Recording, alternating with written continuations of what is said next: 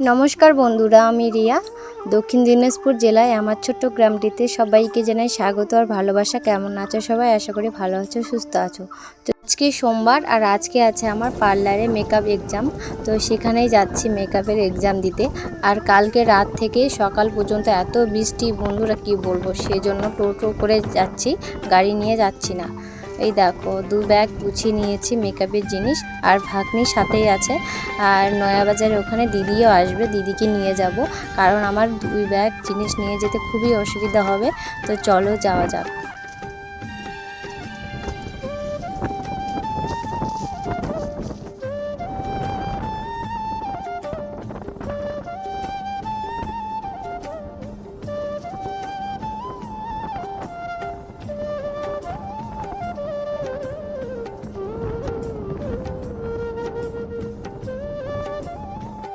তারপর দিদিকে নয়াবাজারে তুলে নিলাম। এই দেখো দিদি, ভাগ্নি আর আমি যাচ্ছি। আর আমি দেখো গিয়েই সাজাতে বসে পড়েছে, আর আমি সব থেকে লাস্টে গেছি। আর আমার মনটা না একদমই খারাপ। কেন খারাপ সেটা তোমাদের পরে বলবো, তোমরা ব্লগটা কন্টিনিউ দেখতে থাকো। আর সবারই মানে অনেকটা এগিয়ে গেছে, আমি তো লাস্টে গেছি। তো দেখতে থাকো কত দূর করতে পারি লাস্টে গিয়ে।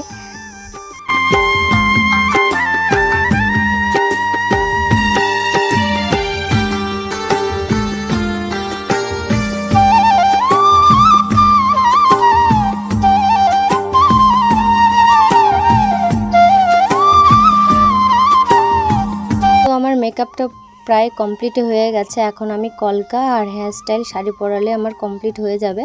তো আমি ভাবছি আগে কলকাটা কমপ্লিট করে নিই, তারপর হেয়ার স্টাইল করে শাড়ি পরিয়ে নেব। আর ওদের যে কি করছে ওরা আমি নিজেও জানি না, আমি আমার দিকেই ব্যস্ত। আমার খুব মানে ভয় লাগছিল পারবো কি পারবো না। তো দেখো আমার ফাইনালি কমপ্লিট হয়ে গেছে। ব্রাইড বসে আছে, ফোন টিপছে, রিলস করছে অনেক।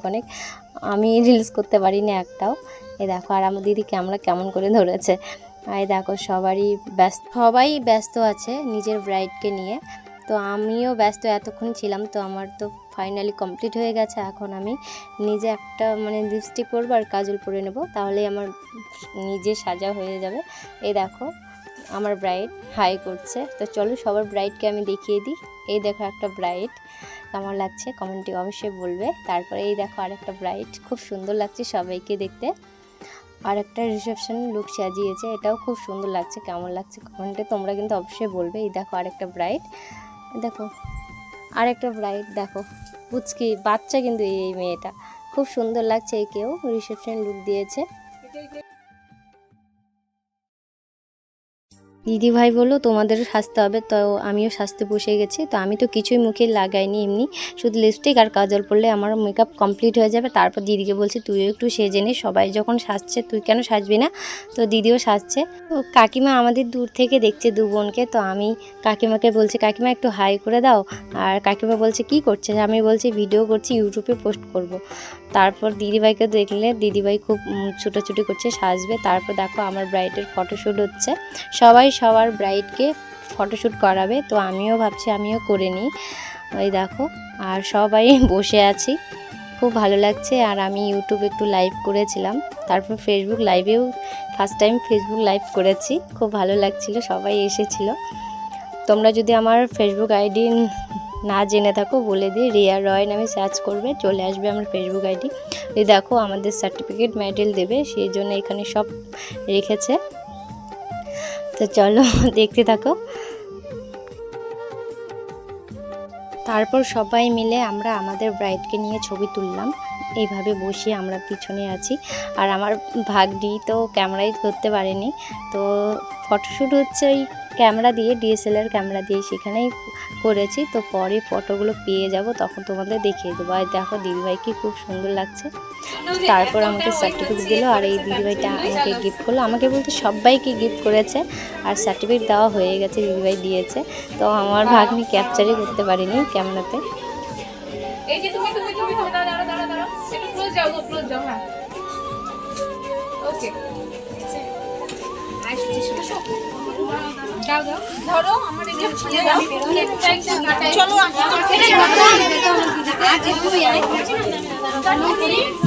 করতে না করতে হ্যাঁ লোককে বলছো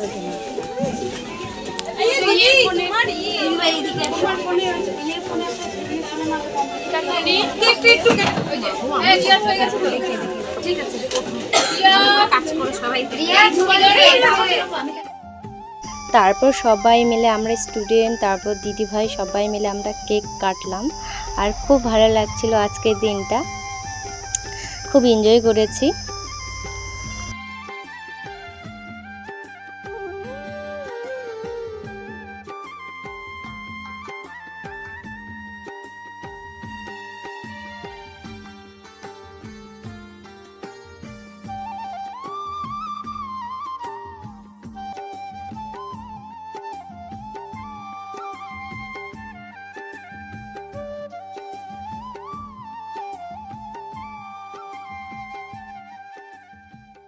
বন্ধুরা, পার্লার থেকে কেবলমাত্র বাড়িতে আসলাম, ড্রেস চেঞ্জ করেছি, এখনও ফ্রেশ হয়নি।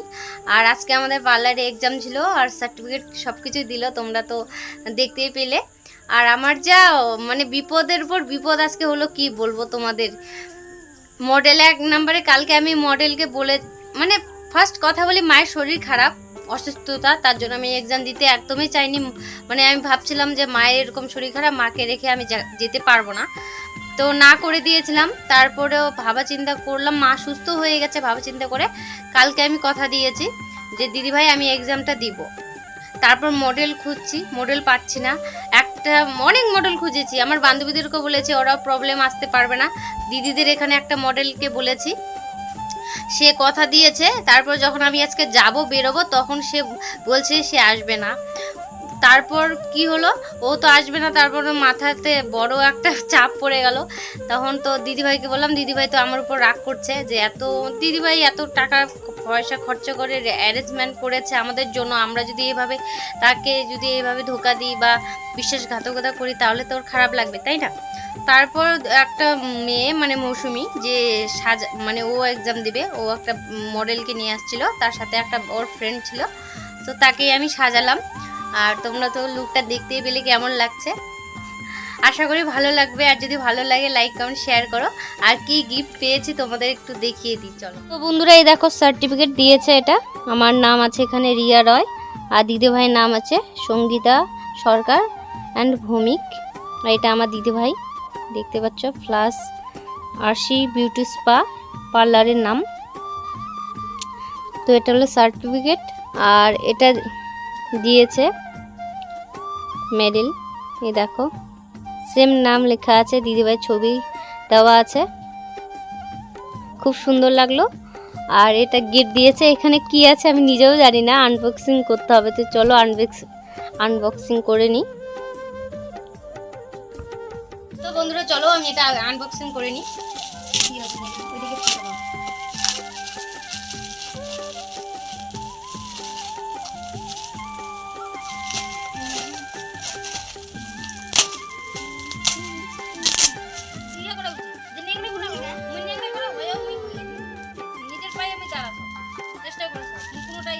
ভালো মানে ছিল পারে না ছিলাম, তো দেখো দেখতে পাচ্ছ এটা গিফট করছে, তাও অনেক টাকা খাওয়ার জন্য।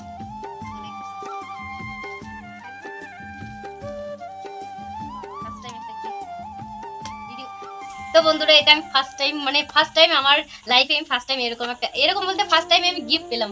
জীবনে কখনো মানে কেউ আমাকে গিফট করেনি, তো খুব ভালো লাগছে। আর একটা ছোটোখাটো যদি কেউ গিফট করে না, সেটার খুশি কিন্তু অনেকটাই আলাদা, সে 1 টাকায় হোক বা একটা চকলেটই হোক, আলাদা সেটা।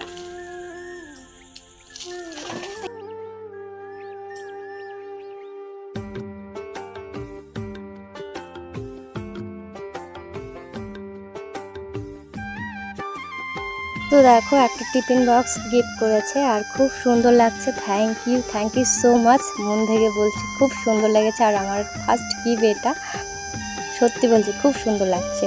তো চলো আজকের ব্লগটা আমি এখানেই শেষ করলাম। ভালো লাগলে লাইক কমেন্ট শেয়ার করো, আর আমার পাশেই থেকো তোমরা, তোমাদের সাপোর্টের খুব দরকার। ফিরে আসছে আগামীকাল নতুন একটা ভিডিও নিয়ে। তো দেখো খুব সুন্দর। আর কি আছে, ও এক্সট্রা দিয়েছে, ভেঙে যদি যাই।